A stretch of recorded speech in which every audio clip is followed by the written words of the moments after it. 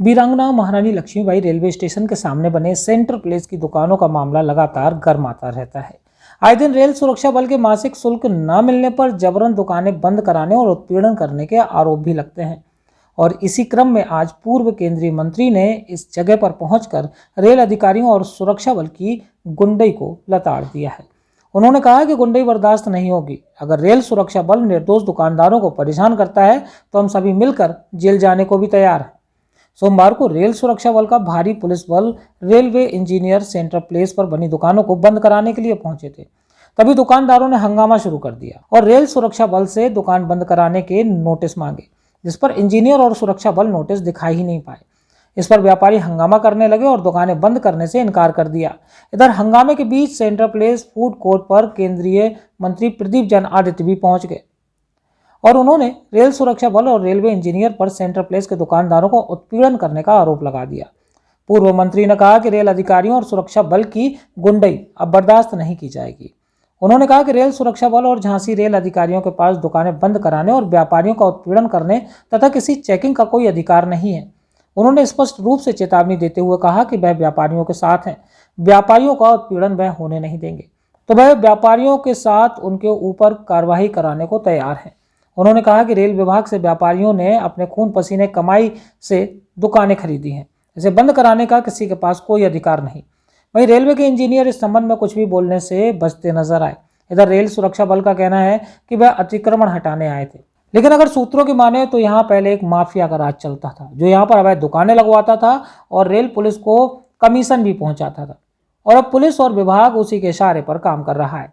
वहीं रेलवे के कुछ भ्रष्टाचारी यहाँ अवैध वसूली करने की फिराक में रहते हैं और पैसा न मिलने पर कार्रवाई की धमकी देते हैं। फिलहाल पूर्व मंत्री के हस्तक्षेप के बाद रेलवे पुलिस उल्टे पांव वापस लौट गई। अभी तो हर आदमी बड़े तहजीब से बात कर रहे हैं। एक व्यक्ति को कोई गुंडे परेशान करते थे, लेकिन ये पहली बार देख रहे हैं कि सरकारी विभाग के अधिकारी और आरपीएफ मिलके गुंडागिर्दी कर रही।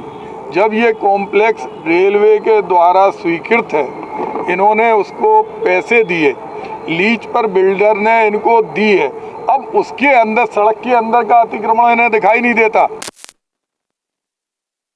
ये टाइटल है, उसको किसी भी आधार पर वहां से दबाव डालना सिर्फ इस वजह से कि वो इनके सिस्टम में नहीं आ रहा है। तो ये सिस्टम में आने वाले लोग नहीं है। सिस्टम इनका, अब ये इनसे पूछिए, इनकी जो सिस्टम है उस सिस्टम में ये कभी नहीं आएंगे। ये कोई स्टेशन पे पूरी सब्जी बेचने वाले अवैध वेंडर नहीं है। सवाल ये है कि सिस्टम की परिभाषा तो समझाइए, सिस्टम क्या होता है? देखिए, देखो एक चीज हम आपको बताएं, जो भी इनके नियम कायदे कानून है, मान लो ये स्टेशन पे जो माल बेचते हैं उनके लिए इनके जो नियम कायदे कानून है वो इस पे लागू नहीं होंगे। अब उसमें वैध अवैध में आप जो करते हो, यहाँ सब वैध हैं, यहाँ का कोई दुकानदार अवैध नहीं है। और अगर और कोई इनके कोई फूड का मैटर है तो वो आरपीएफ का काम नहीं है। इनका अगर किसी सैम्पलिंग का काम है, सबके अलग अलग विभाग हैं, या ये कहते हैं कि सब काम यही करेंगे।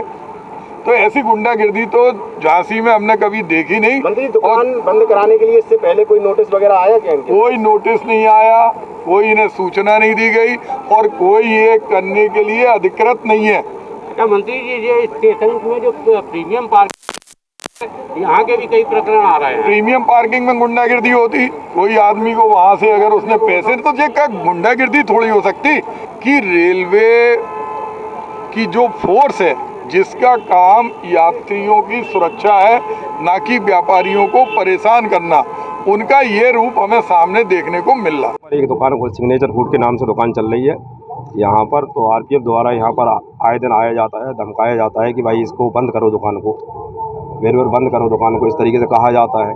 और बंद करने का उनकी मंशा भी किस प्रकार की रहती है जो चलती है। हम लोग कई दफ़े कह चुके कि आप कोई राइटिंग में कोई चीज़ ऐसी दे दो यहाँ पर कि ये दुकान इलीगल चल रही है, गलत है, तो वो हम आरएलडी विभाग को दिखा सके कि भाई यहाँ पर गलत आप दुकान चलवा रहे हैं, इसका कोई रास्ता निकाले। कोई कागज़ में कोई चीज़ देते नहीं है, बस खाली वैसे ही कहते रहते हैं दुकान को बंद कर लो, कागज़ बाद में देंगे हम। यहाँ पर कितनी दुकानें हैं? यहाँ पर करीब है 5 दुकानें हैं लगभग। कितनी दुकानें बंद करानी है आज? नहीं, ये दुकान तो सभी बंद कराने आएगी।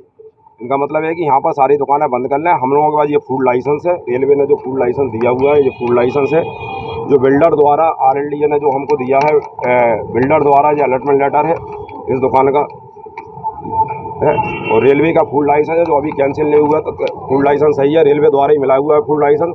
उसके बाद ये कागज़ बताने के बाद भी इनसे संतुष्ट नहीं है, कह रहा है दुकान बंद कर लो, हम इनसे संतुष्ट नहीं है। तो हमने कहा कि जो आपको कागज़ चाहिए वो एक राइटिंग में हमको दे दो, खाली कि उस कागज़ किस चीज़ का कागज़ चाहिए। 48 घंटे की मोहलत दे दो, 12 घंटे की मोहलत दे दो। अगर हम नहीं दिखा पाए तो दुकान को बंद कर देंगे हम दुकान को। अगर हमने दिखाने में सफल हो गए तो कागज़ कुछ देना नहीं चाहते, राइटिंग में कुछ देना नहीं चाहते, सिर्फ मौका बाद में हम देंगे। सारी चीज़ें अभी बंद करो सारी चीज़। झांसी से राहुल उपाध्याय की रिपोर्ट।